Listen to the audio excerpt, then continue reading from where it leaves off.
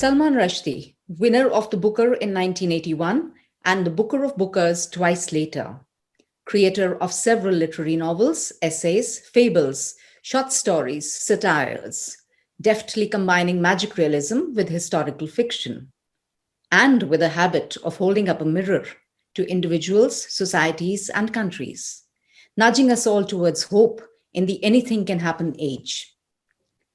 With his latest book, Quichotte, Salman has reimagined Cervantes' classic Don Quixote, often hailed as the first modern novel. Cervantes wrote about an old Spanish nobleman who goes mad reading an overdose of chivalric romances, while Salman presents an aging American Indian pharmaceutical salesman whose brain is addled by too much television watching. Both characters, separated by a mere 4 centuries, set off on quests that take along readers on a picaresque journey, which is as comic and engaging in the literary and intellectual space as it is tragic in the emotional sphere.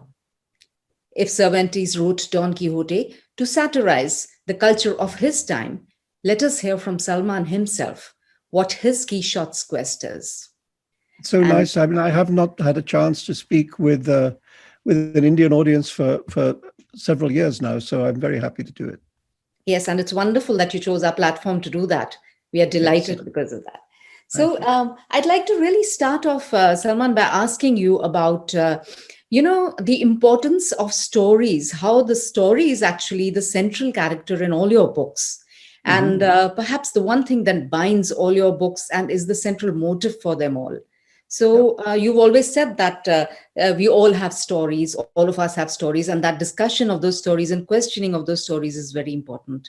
So I'd like to. I mean, I think this goes beyond literature. I mean, I think as human beings, we are all people who tell each other stories to try and understand the kind of people that we are. To try and it can be at a personal level, it can be at the family level. It can be at the community level, and it can be at the national level. The nations have national stories, and families have family stories, and we all use this strange thing, this idea of narrative as a way of telling us the story of ourselves.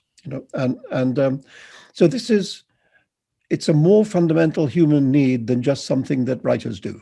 Is what I'm saying. But and so for me, as a writer, it's always been very important to have a very strong storyline, because I think there are great books that are written in other ways where the writer is more interested in focusing on psychology or form, formal devices. And I mean, those are, of course, very important in any novel. But for me, the story is the engine. I always say to students, if you want to build a big car, you should put a big engine in it. Yes. And for me, the story is that. It's the thing that drives everything else. Yes. And then there's not just one story in your books. There's stories within stories. There's yet another author sitting in the book telling a story. And stories come out of stories. And there are so many of them, which is so unlike really literary fiction. Because when you're reading but it's quite like the kind of fiction that I first grew up with. I mean, if you read things like the 1001 Nights or the Kathasarit Saga, or those old ancient story compendiums, they love stories inside stories. Yes. They love to have crowds of stories competing for your attention. And even if you go to, as I have done, go to listen to oral storytellers in, like, for example, I did this in Kerala many years ago. Their performances are also, they're not just one story. They're like 6 stories jumbled together, some of which are personal, some are political, some are mythological, and they're juggled like balls in the air, And so for me, that was always very interesting, and I wanted to find a way of doing that in a written down form, to try and tell, because, if you grow up in India, the first most obvious fact about India is multitude. Stories are never, our stories are never just one story. They're a story amongst a huge crowd of stories. And I thought, how do you represent that? How do you represent a world which is crowded with stories through which the story you want to tell must make its way? Yes. And I've always, in a way, been thought like that. Yeah. And indeed, a story is the best way to get your message across and to ensure that it sticks in human minds, because we I we agree with that. respond so much better to people and their stories than to a didactic form of writing, which yours is not at all. Yeah, no, I mean, I don't want I don't like to speak as a reader. I don't like books that wag their finger at me and tell me what to think, Yeah. and my view is that's my business, and not, I don't like being lectured in Exactly. in a novel. What I like is to create a space which the reader likes to be in, and the reader is taken on a journey that they enjoy being taken on, Yeah. and then during that process, yes, you can challenge people, you can make them question things or rethink things or feel things in a way that they maybe didn't feel before, or etc. So but if have engaged readers with a story, then they'll follow you. They'll follow you because the great desire to find out what happens next Mhm. is the greatest driving force in literature. Yes, absolutely. And coming to Quichotte, so what drove you to recreate a character that was so popular, Cervantes's?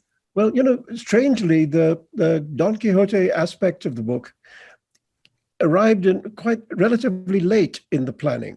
I mean, I had what happened was that I had written several previous novels which had been primarily set in New York City.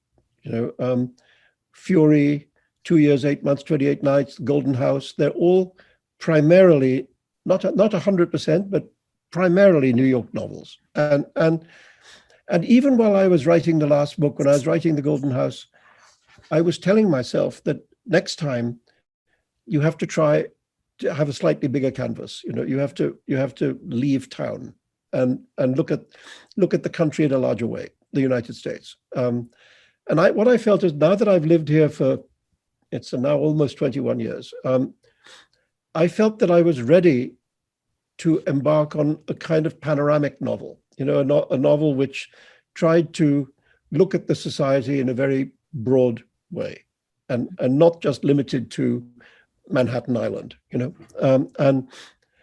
that was what I was trying to think about before I thought about Cervantes,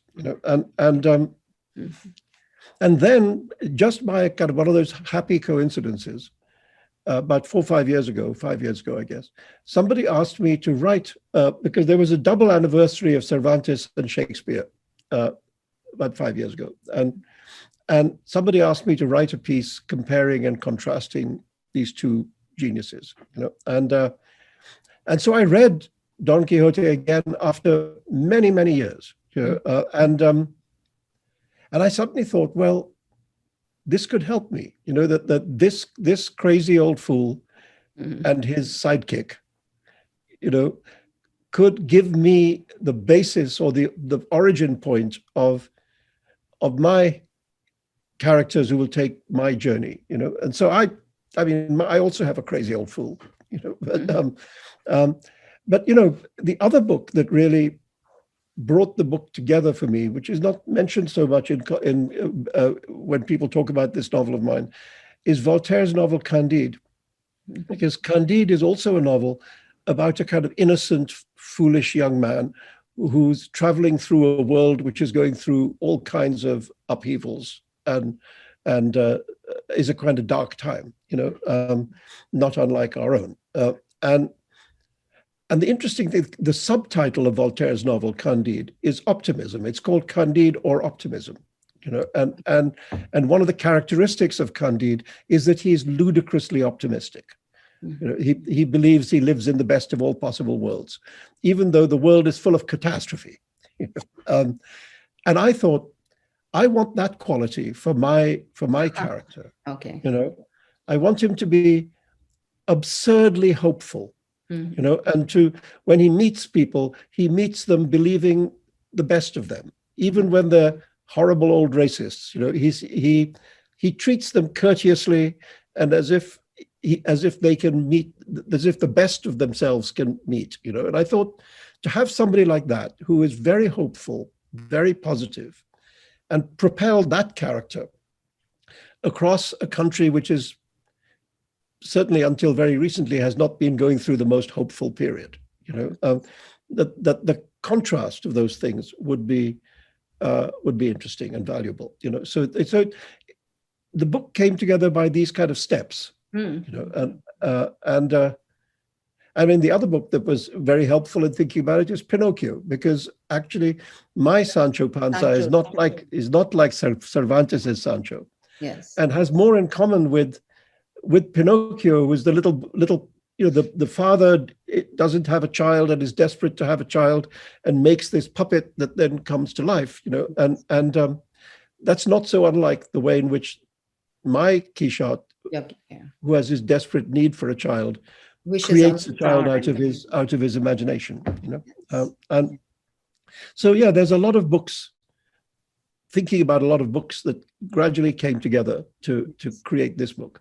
Yeah, and then Quichotte, his passion for Salma, the TV star, the reality TV star, and how he sets out on a quest to win her hand, and it seems Yes. so improbable, he being the kind of a person he is, and yet he feels love conquers all and goes on. Yes. Was that his redeeming That's feature? part of his foolish optimism. You know, I mean, clearly she's way out of his league. Yes. You know, I mean, and the chance of him having any kind of a hope of even getting anywhere close to her it's very unlikely. You know, but he believes that love will find a way. You know, Yes. and it of is course Salma is a kind of joke because her name is, I mean, Salma R is yes. one letter less than my name. Yeah, but why did you do that? Because people are always asking me which is the autobiographical character in the book. Okay. All right. So your little joke with your That's my friends little and people who personal ask you private that joke. question. But you know what I like about, actually she became one of the characters in the book that I became most drawn to when I was writing it, because of the contrast between her public self and her private self. You know, Yeah. that as far as Quichotte, watching her on television, falling in love with her on the screen, you know, is concerned, as far as he's concerned, she's a goddess. You know, she's very famous, she's very beautiful, she's rich, she's influential, she's like perfect, you know. But when we get to know her off the screen, you know, we see that her life has not really been like that. You know, Yes. that actually she has a lot of darkness and injury in her life. You know, and in many ways is quite a lonely character. You know, She's a fascinating character, yes. well, She that's has what I inner thought is, you know, struggles. Yes. we have this illusion about people that we see on television that their lives are something wonderful, Yes. you know, and very often that's just not the case, you know, and so I wanted to have a real person Mm-hmm.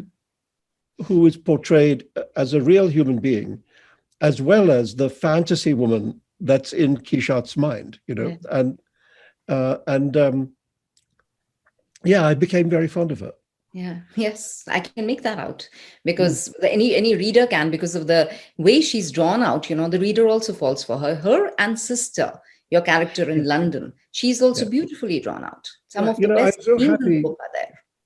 I mean, these are the two most important women characters in the book, and one of the things I've been really gratified by is that a lot of women reviewers of the book, you know, have really been very positive about the way in which the women characters in the book are drawn, you know, and I've always thought, actually, I mean, I really have always thought that in a lot of my books, the women characters are more interesting than the men, Yeah. you know, so. Yeah. I think in the Moore's Last Sigh, I think, you know, Aurora is more interesting than any of the male characters to me. It's amazing how you're able to draw them out so well because, I mean, do you use real women in your life as your muses? Do you ask Not so around a lot much of exactly like questions? that, but it is true that I mean, like I lived I had a very female family. You know, I have three sisters and no brothers. And and even in the extended family of, you know, cousins and aunts and so on, there's more girls than boys, you know, in that world. So I always felt that I grew up in a world in which I became very comfortable in the company of first girls and then young women and then grown up women, you know. And I mean, even to this day, I find that I have more women friends than men friends. You know, and I'm not talking about romantic liaisons. Yes, I'm just yes, I talking understand. Yes. about friendship. You know, Yeah. Yeah. but I mean, I've always had that in my life, to be surrounded by, in many ways, very interesting women. You know, and the books, I think, show that. You know, Yes. so they don't really draw on individual women so much as just that experience of being in a world of women. You know, Yes. for a long time. I mean, for all my life, really. In fact, those two women in Quichotte seem the only real characters, you know, who you actually, you know, you walk away with them from the book. Good. I'm glad. Well, you know, I think the book is so playful and surrealistic and so on and so on. But at the heart of the book, I think the emotional heart of the book is about family relationships. It's about brother. You know, there are two brother-sister relationships, which are both in different ways sort of damaged, and the question about whether they can be healed, you know, whether forgiveness is possible, you know, is very important in the book. And there are two father-son relationships, which again are difficult in different ways, and the same questions about whether the fathers and sons can come close to each other. That was one mother-daughter relationship. So for me, I find, what I think in general about fiction is that there's an enormous amount of interest paid to romantic love, you know, and kind of less interest paid to these other kinds of very powerful emotional relationships which exist inside families, you know. And I wanted to, at the heart of this book, I wanted to have those questions, you know, about how we are with these lifetime, because, you know, family is a lifetime relationship, you know, and how do we handle that, and what do we do wrong, and if we do something wrong, can it be fixed, you know? And one of the things I liked about the way the book turned out is that not all the relationships turn out the same way. But, you know, the two brother-sister relationships, the two father-son relationships, of course they are mirrors of each other, but they're not exact mirrors of each other, you know.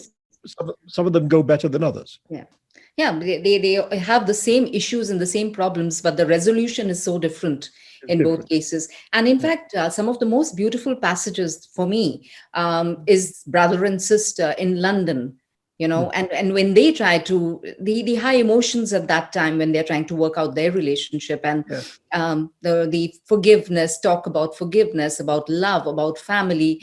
And one of the most beautiful things, which is like, you know, you've grown up with a narrative, and suddenly in life you realize that your narrative was all wrong. And one of the sentences you use there is that a truth, if not told fully, is a lie. And that is, if that is possibly a narrative which is a lie, which, you know, brother has grown up with. Well, it can happen in families that people don't tell each other everything. Yes. You know, that they sometimes, either because they're ashamed or they're embarrassed or they're angry or whatever can happen, you know. Or you're just protective. You just want to protect people someone. don't tell each other everything. And then if later in life you find out the thing that was not told, it can make you rethink your whole family history. Yes. And the question of forgiveness, which you bring up, in fact, Sancho brings up, and he says that, is there anything which is unforgivable, which cannot be forgiven? And he says he can't believe it. How can families just not forgive themselves over something small, which possibly did not even have a great impact, and then spend an entire lifetime when a mere sorry or a mere phone call could have just resolved things. Yeah, exactly. Well, it is this, one of the strange things that I began to think about the subject of forgiveness is that, you know, sometimes we can forgive people even if they don't say they're sorry. Yes. You know, And sometimes we cannot forgive people, even if they do say they're sorry. So strangely, the apology is a question for the person doing the apologizing, and the forgiveness is for the person doing the forgiving. Yes. And they're not necessarily connected. They're not connected. And Very then strange. coming to love for Quichotte is something that really redeems him. Like Yes. he's the fool who's going out on a quest, an unbelievable quest, which the reader knows is possibly not going to be, he's not going to find his lady love, or we believe that. And yet his passion and the intensity of his love is something that redeems the character and makes him quite lovable. His I belief. think that's right, because he's clearly, in the same way as Cervantes's Don Quixote is clearly portrayed as being mad, and that everything he does, he's off his rocker. He thinks that windmills are giants, and so on. But there's a kind of nobility in him. Yes. There's a kind of seriousness. And if love is a redemptive factor, what is your idea of love? Well, in this book, romantic love, the love of Quichotte and Salma, is treated more or less as comedy, because it's a kind of an absurd love. First of all, it's a completely one-sided love, because she doesn't even know he exists, really, and so He it's treated. sends those beautifully worded letters to her. Sends these letters which kind of fascinate her, but also make her think of him as kind of something like a stalker. Yes. So when they first finally meet and she realizes that he's the guy who's been sending her the letters, her first reaction is to run away. Yes, she's scared. She's scared.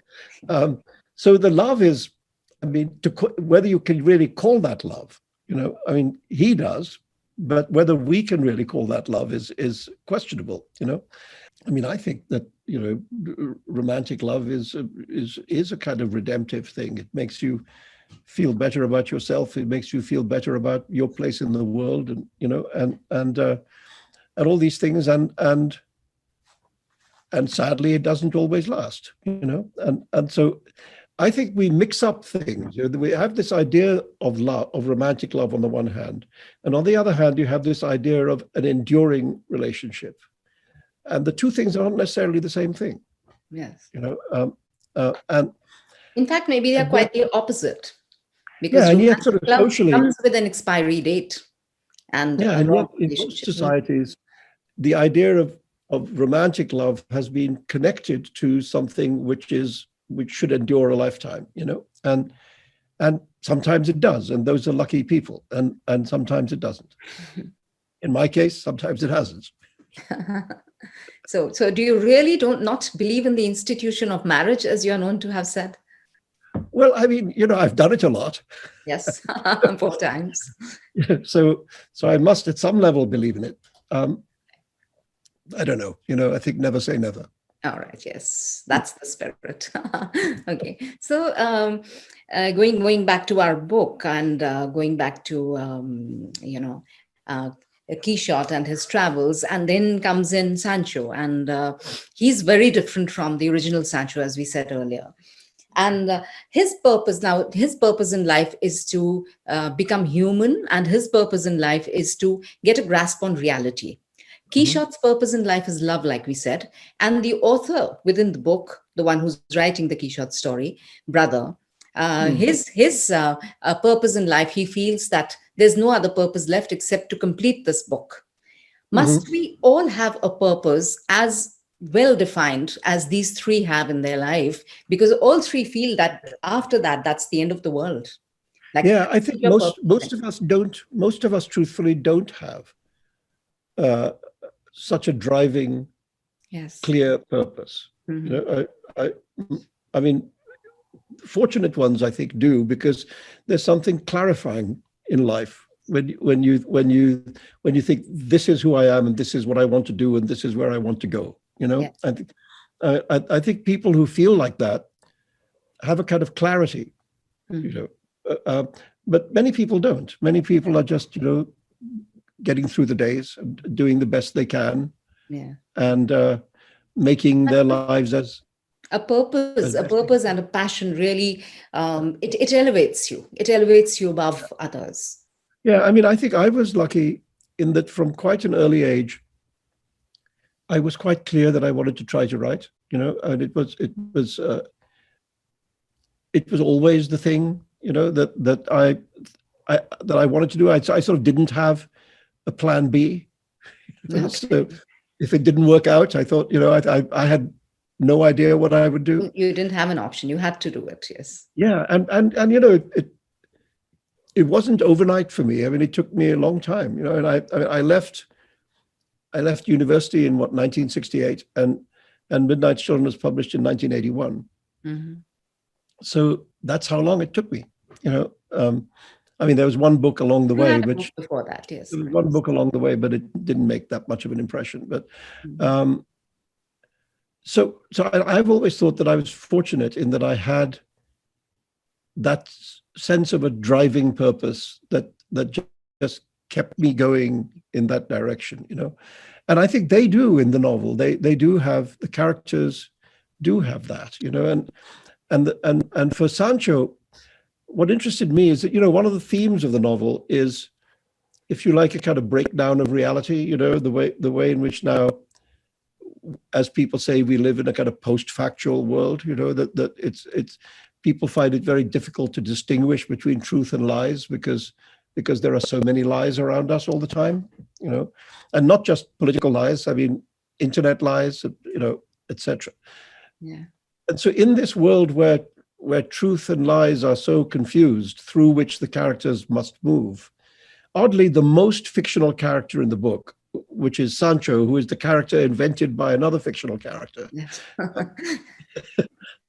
is the character who is most invested in the idea that there is such a thing as the truth and such a thing as reality, and it's what he wants. Yeah. So his quest is that, which in a way is also the quest of the book, Yes. so in some ways you could say that he's the protagonist, Yes. more than Quichotte, even though Quichotte is presented as the Mm. protagonist. Mm. It's really Sancho who is searching for the same thing that the book is searching for. Yes.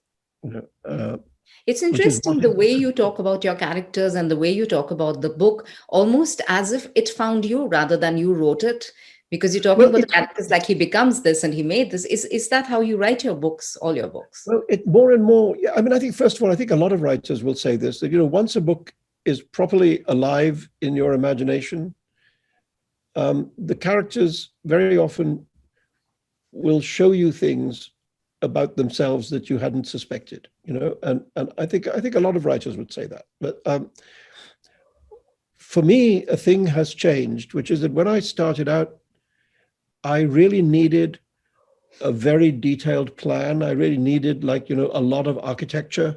Mhm. Before I could start putting flesh on the skeleton, I needed to have the skeleton completely worked out, and Okay. I mean, certainly when I wrote Midnight Children, that was the case, because that is a novel where the lives of the characters are so kind of mapped onto the history of the country that I have to know exactly how each moment connects to a historical moment and so on. So I had to work all that out before I started writing. Otherwise, I didn't know how to do it, So um, nowadays, I don't really think like that anymore. I mean, I'm more and more think of writing a book as a kind of process of discovery. That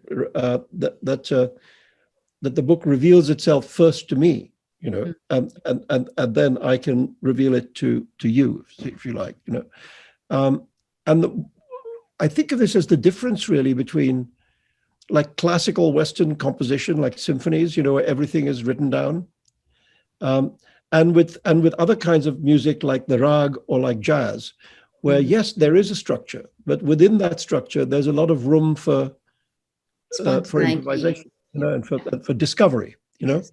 Mm. Um, and I find that has become closer to my method Mm. now, Okay. that kind of rag jazz Mm. technique, Mhm. And so very often, yes, the characters surprise me. Yes.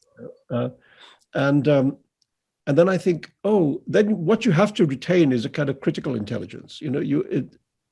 If things show up on the page that you weren't expecting, Mhm. it's not always a good idea. So, Yeah. so you have to retain a kind of critical intelligence, which is able to judge whether the thing that has shown up Yeah. is worth keeping or not worth keeping. I mean, So, for example, the chapter in the novel in which they arrive in this town where people are turning into mastodons, I mean, that wasn't part of my plan for the book. That kind of just happened, and then I thought, okay, but do I want to keep this or not keep it? And eventually I did, and that because I understood how it fitted into the larger design, And sometimes your unconscious can surprise you because it can come up with things that actually are a missing piece of the jigsaw, but you don't realize it is until it shows up. Very interesting. Yeah. So Yeah. your subconscious is working all the time and throwing up ideas and reaching back into the past and bringing up stuff that you are not consciously thinking of. Yes. I mean, there are two bits of this novel. There's a bit of the novel, particularly in the later stages, when it acquires a kind of science fiction quality, and I used to, when I was much younger, I used to read a lot of science fiction, and then at a certain point I stopped doing that, But there were a couple of points in the book when I was uncertain how to do things that I knew I needed to do. For example, I knew that you mentioned that there are these two storylines, the Quichotte storyline and the storyline of the imaginary author who's writing that story. And I knew that for the book to really be satisfying, I had to find a way that by the end of the book, the two stories kind of merge, and that you feel, oh, well, it's kind of all been the same story all along, and I didn't know how to do it. For a long time, I was very worried. I knew that I needed to do it somehow. I wasn't sure how to do it. And then I remembered a sort of small science fiction short story that I'd probably read 50 years earlier. And had never thought about again, you know what I mean? So a story called Pictures Don't Lie by an American writer called Catherine MacLean. And it just came into my head and I thought, oh, that's how you do it. And it just solved the problem of the ending of the book. Yes. And so it's very strange how your imagination works, that it can reach back into some attic of your mind, and find something that know about. The forgotten in a box for half a century, and that could pop up and help you how to write your page. Yeah, but there seems to be a lot of such stuff in your mind, in the attics of your mind, wherever, because there's a certain largesse to, well, most of your work, but there's a certain largesse to this book in particular. I mean, it seems to have everything. Is there anything missing at all? It's liberally sprayed with the references. There's cultural, political, regional, metaphorical. Then you talk about racism, you talk about the opioid crisis, you talk about immigration, assisted suicide, you talk about corporate fraud, you talk about sexual abuse, cyber terrorism. Then on top of it, there are celebrity cameos, there are literary allusions.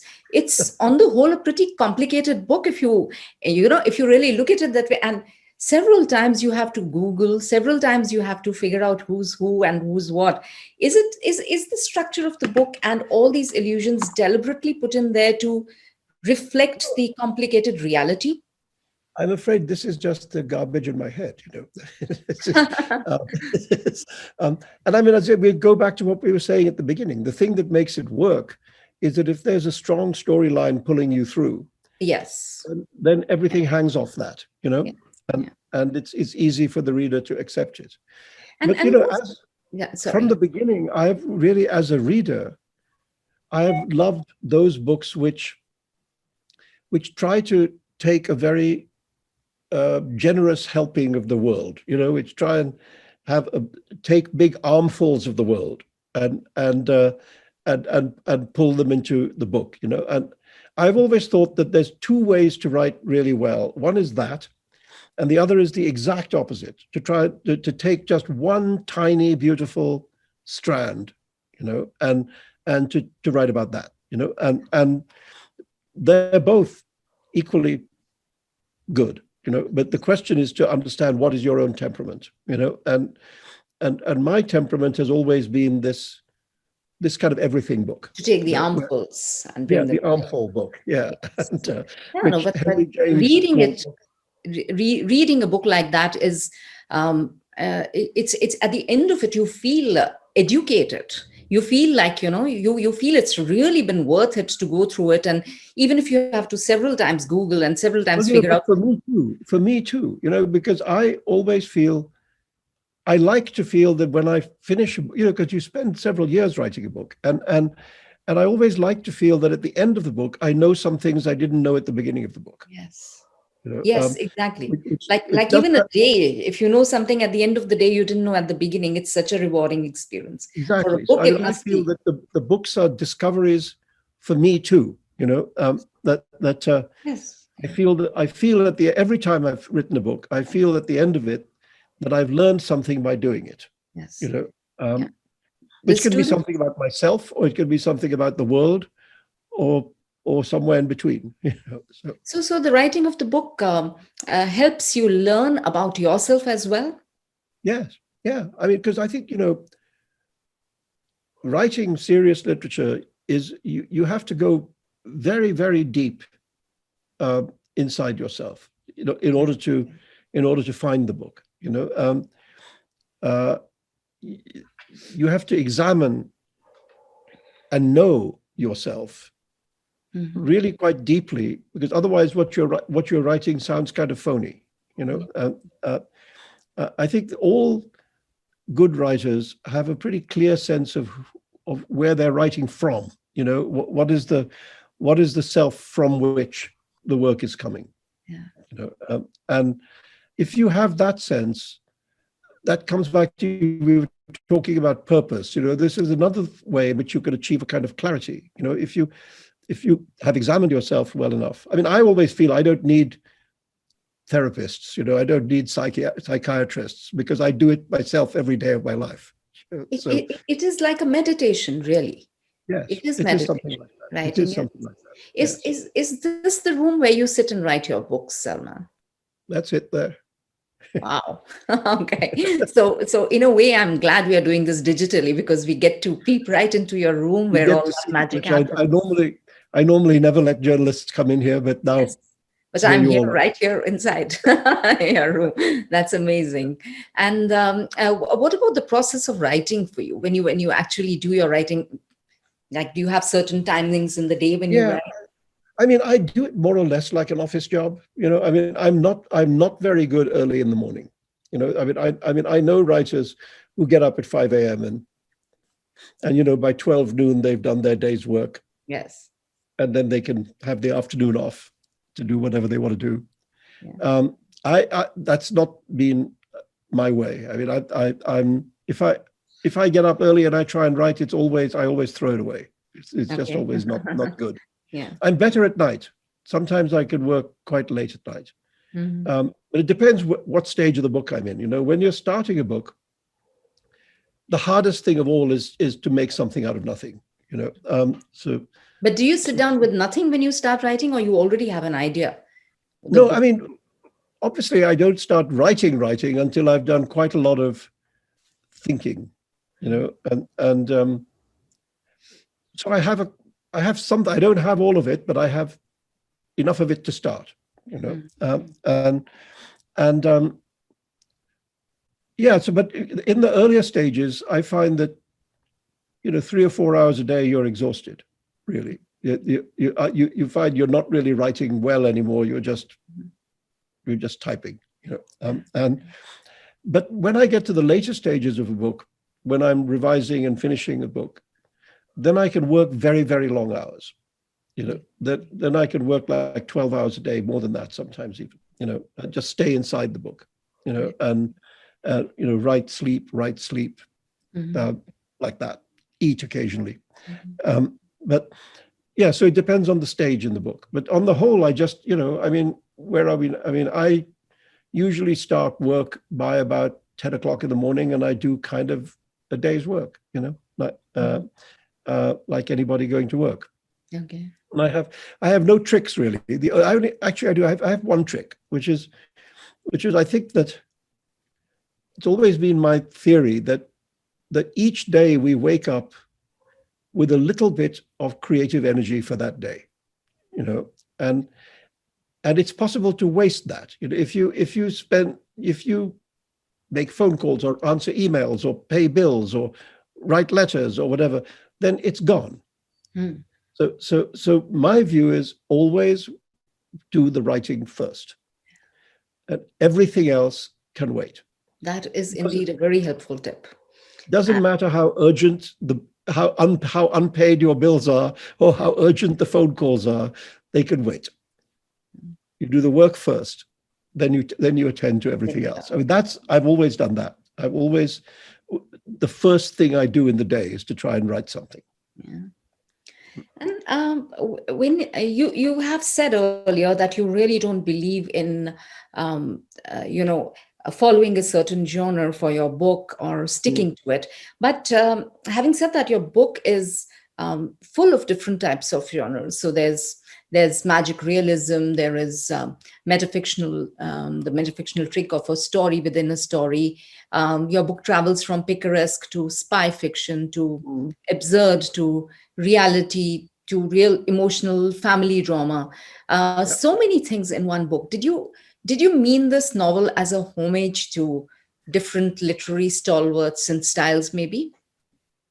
Yeah, but also as a way of saying that in order to catch hold of this very slippery and changeable kind of metamorphic time that we're living through at the moment, maybe you need to use every single technique of fiction there is in order to try and come at it from 12 different directions. Yes. To try and capture it, and all the weapons at your disposal. I think one of the great gifts that Shakespeare gave to writers in the English language is one of the many great gifts, is that he showed us that a work of literature doesn't have to be one thing. It can be tragedy and comedy and history and romance and all that, all at the same time. So if, for example, if you look at the beginning of Hamlet, Act 1, Scene 1 of Hamlet is a ghost story. Yes. Act 1, Scene 2 of Hamlet is political intrigues at court. Mm. Then you have Hamlet and Ophelia as you have a romantic story. Then you go back to the ghost story. Yeah. And it's a murder mystery. And it's a murder mystery, and there's comedy bits. Yes. And he shows you that you can do that. That a play in his case doesn't have to be just a tragedy. It could be these other things as well if you put them together properly. Of course, the trick is you have to be Shakespeare. Yes. Yeah. But it's a wonderful liberation to think like that. And since here you have the greatest writer in the English language telling you that you can do that, you can do it, yes. Then it's inspiring, Whereas, for example, the French classical tradition is much more formal. If you look at like Racine or Corneille or Molière, their work, it's one thing at a time. If it's a tragedy, it's a tragedy. If it's a comedy, it's a comedy. And I think the English language tradition is more liberated than that. Is that how you think as well? Do you have a bit of magic realism playing in your mind all the time? Like when I read your books, I imagine that's the kind of a man you have to be if you write like that, going around looking at things with an amused eye, with your ready laugh and a little sarcastic. And is that how you are? I mean, I guess so. I mean, I think humor is very important to me. I just, again, to speak as in terms of what books I like to read, yes. I find it difficult to read books which have no humor. I mean, I don't mean that they're full of jokes, and I mean that there's some kind of wit or humorous note in the way in which the author sees the world, and I hope that my books have that too. I mean, actually, again, one of the things that pleases me about the reception of Quichotte is that a number of people have said that they think it's just about the funniest book that I wrote, which yes. I think is high praise, because I've always thought comedy is harder than tragedy. It's making people cry, not that difficult. Yes. making people laugh much harder. Yeah. Of course, one of the things the novel is about is immigration, because almost all the main characters are immigrants from somewhere else, Yes. you know, and that is one of the questions that immigrants, particularly in a time of rising racism, that immigrant communities have to ask themselves, you know, and is certainly being asked in America right now. So, what role does fiction play in an era where truth itself is suspect and up Yeah. for debate? Yeah, Do you feel the writer has a responsibility towards society and a nation? No, I think a writer has a responsibility towards the truth, though, and you know, people sometimes say, "Why are you making things up when the world is full of lies anyway?" You know, and I think it's an important question, because there's a way in which fiction is the opposite of a lie, because the purpose of literature is the truth. The purpose of any serious writing is to say, this is what we're like as human beings. You know, this is how we feel. This is how we think. This is how we behave with one another. This is how our worlds are constructed. You know, this is who we are. You know, and that's one of the joys of literature, is to find in good books that portrait of who we are, which can cross boundaries of language and time and space. You know, we can read a medieval novel set in Japan, and it still tells us who we are. You know, so the purpose of literature is to go towards the truth, and it can do that by many different techniques. It can be realistic, it can be surrealistic, it can be anything, but the purpose is to move towards some human truth. You know, whereas the purpose of the lie is to obscure the truth. You know, Yeah. So in many ways, literature and lies are the opposite of each other. Okay. And I mean, and they're actually at war with each other. You know, which is one of the reasons why people who deal in lies very often find literature to be the problem. You know, which is why historically authoritarians have so often attacked writers. Yes. It's because of that conflict between a way of telling the truth and a way of obscuring the truth. Yes. Did your experience with satanic verses and whatever happened after that, did that impact your writing? Did that impact you as a writer? Like, you know, for instance, when you wrote Midnight's Children, your criticism of Indira Gandhi in that book was pretty straightforward. You said what you had to say. And today in Quichotte, you do not even name the men that you're talking about. Yeah, because I didn't want them to overpower the book in this case. You know, I mean, I think they did not deserve to be there. Is that it? Yeah, and I think I didn't. I mean, as far as Trump is concerned, I didn't want his name in my book. Okay. And is that some kind of a superstitious thing? No, I just thought it interferes. That, you know, it overpowers. Yeah. You know, that already we are living in this world where we have to think about him every day. Yeah. You know, and I just thought, at least in my book, he's not going to be there. Okay. Yeah. But also that the world I'm talking about, this divided country, existed before him, you know, and will exist after him. Yes. I mean, I think he's made it worse. But Yes. the fact is that I wanted to write about that divided country more than to write about him, you know. Okay. And similarly, the little bits of the novel that take place in India and take place in England, Yes. they're also talking about divided societies. But the divisions are not caused by individuals. You know, the divisions are caused by things deeper than individuals. Yeah, there's And I a wanted beautiful to. passage there where you've spoken about how it's a similar problem in all these three countries, but how for different reasons, and the trajectory of the problem is going to be different. Yeah, exactly. I mean, I think we do live. You know, these three countries that I've spent my life thinking about. You know, India and England and the United States, and oddly, in the last decade or so, they've all gone through variations of a similar experience. You know, I mean, they are variations; they're not exactly the same. Yes. But you can recognize echoes in all three places. You know, And so I wanted that to be in this book to some degree. I didn't want people to feel I'm only talking about the United States, and I'm talking about something which is also happening in England and also happening in India in some way, and those sections, I'm glad they're there because they broaden the spectrum, the horizon of the book. Who do you feel like most of the time? Do you feel like an Indian, like a British citizen, or an American? I mean, I always have had. I feel more closely attached to cities than to countries.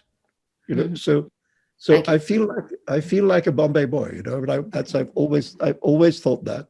And then London has been very important to me in my life.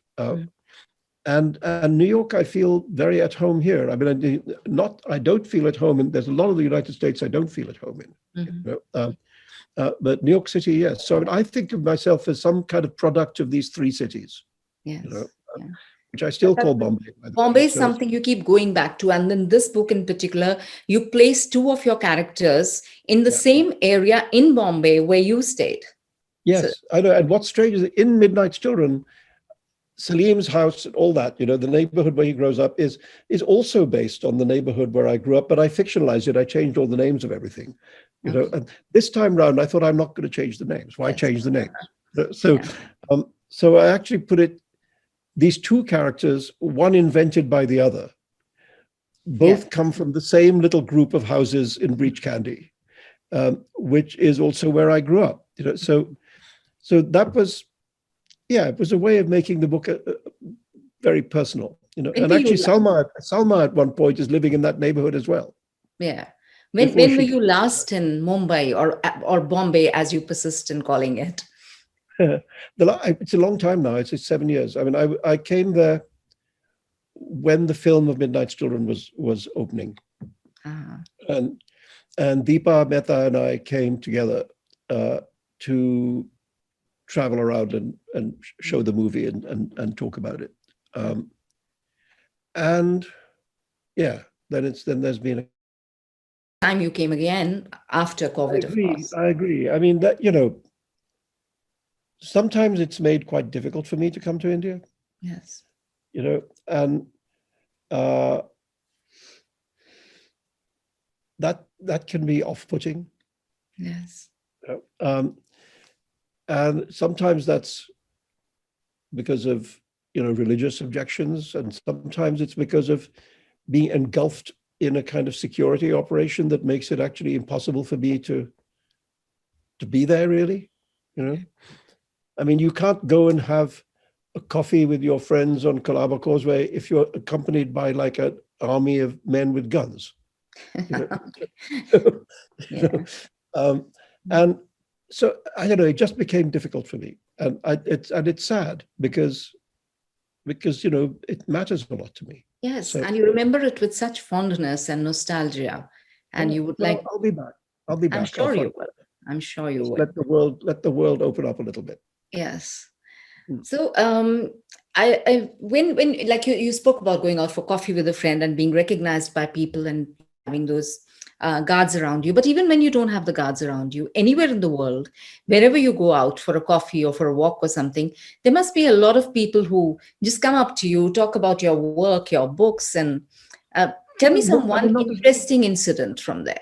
I mean, not as many as you'd think, because actually people are quite respectful. People are quite good at keeping their distance and leaving you to have your private time. I mean, of course, in the age of the selfie, there are people who want selfies. That's what they, once upon a time, people wanted autographs. Now they don't want autographs; they want photographs. So there's a little bit of that, but I mean, I think it's always, to my mind, it's very nice because it's almost always people who have cared about something that I've written, and if that's so, then that's I'm very touched by that, So, but there'll also be many who just recognize you and pretend that they read what you've written and come up to you. Yes. So is there any one incident that stands out in your mind? Well, the funniest thing that happened was actually what happened in New York. It was a long time ago. And it was winter, so everybody's dressed up in warm coats. And this other Desi gentleman came walking towards me. And he saw me, he stopped, and he asked me if I was me. And I said I was. And And he said, I just want to tell you that V.S. Naipaul is 10 times as good a writer as you. All right. And I said, oh, well, then you should be pleased because now you've told me. Yeah. And he said His yes. life's mission is over. He said, His yes, purpose I is just wanted you to know. yeah. And he walked off. But there are characters like that all over Twitter. And you've of course left Twitter now. You came for a brief while. And Yeah, I'm still occasionally there if I have some information to give, like to tell people that that like this week there's a story of mine in the New Yorker magazine. So I did say on Twitter that the story is in the magazine this week if people are interested to read it, So one of the great things about this lockdown period is that it has returned me, and I think returned many people, towards books. And the pleasure that one gets from, you can see there's a few books here, so the pleasure that you get from reading books. Yes. And for me also movies, actually. And I have been giving myself a kind of private film festival during this time of watching a lot of the favorite movies of my life, and that's been actually has been very invigorating because, I've always said that when I was young and thinking about writing, that movies were as inspirational to me as books were. One of the things very clear in Quichotte is that you really enjoyed writing it, and you indulged yourself as a writer. You had great fun. You were having fun. Yeah, once I knew what I was doing, I was having fun. Yes. It took me quite a long time to work out how to do it. Like when I started out all those years ago, the amount of Indian writing in English that was being done, was a small amount, and you could count the writers on the fingers of your hands, really, and of course there were some great writers, Narayan and G.V. Desani and etc. But now it's a flood. It's a flood, absolutely, yes.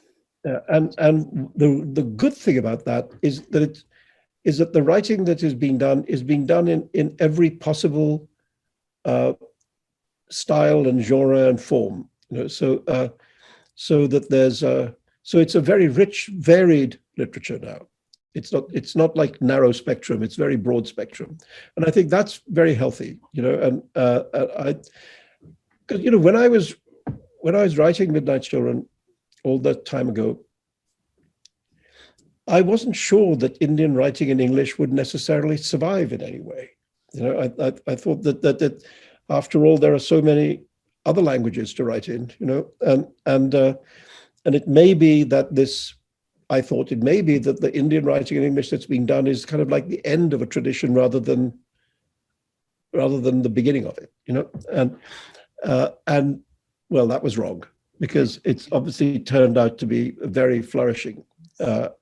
There used to be, funny story, the New Statesman magazine in England used to always have a little literary competition in the last page, where they would ask people to send in entries. And sometimes they asked people to parody well-known writers. And one of the things they often did was to ask people to parody the writing of Graham Greene. Uh-huh. And Graham Greene entered several times under pseudonyms. Okay. And he never won. All right. And he never win. He came second or third. All right. No. Yeah, that's interesting, really. Yeah. Yes. I mean, short stories are very different from novels in many ways, and they're an art in themselves, So if you do both, you do short story as well as novel. But yeah, I mean, I always feel I haven't written enough short stories. As I say, I have a new one this week out, but it's the first new story by me for a short story by me for quite a long time, And I have this desire to write more, but let's see. I mean, right now I'm just starting to write another. Actually, I'll tell you why not, because what I feel is that after 10 years in which mostly I've written these Western-based novels, these novels set mostly in America, and little bits in England, I think it might be time to come back to India. And I think I think the next book appears to be an Indian novel. So, Wow. And this is the first you're talking about it. yeah, there you are. Scoot. Right. Thank you. That's wonderful. That's wonderful. We shall look forward to that. You want to talk a bit more about it or just that fact? Well, it's just in the very early stages. So let me get a bit further. But All right. but it's, Look forward to that, it's, definitely. but it looks as if it'll be entirely set in over there, which means I have to come. You have to come, yes, of course. And this is your first entry back here. Yeah, And, exactly. It's been very nice. Next year, I hope we have you physically at the festival. That'll be fantastic. Well, just now that the vaccines are coming, everything becomes possible again. Yes. But on that note, thank you so much, Salman. It has been wonderful having you with us. Thank you, and see you here. Real pleasure for me. Thank you. Thank you.